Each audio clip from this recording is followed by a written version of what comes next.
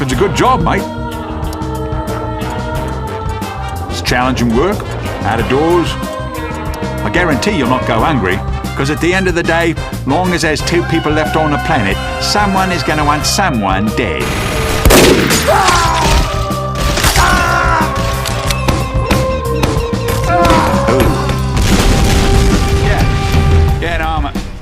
Not a crazed gunman, Dad. I'm an assassin.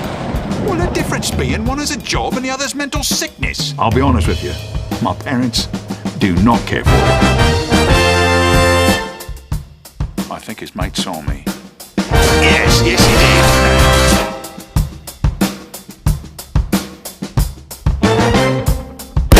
Feelings? Look, mate, you know there's a lot of feelings. Blokes would bludgeon their wife to death with a golf trophy.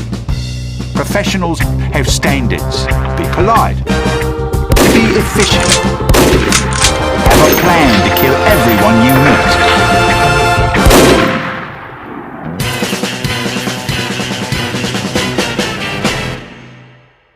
Dad, put Mum on a phone.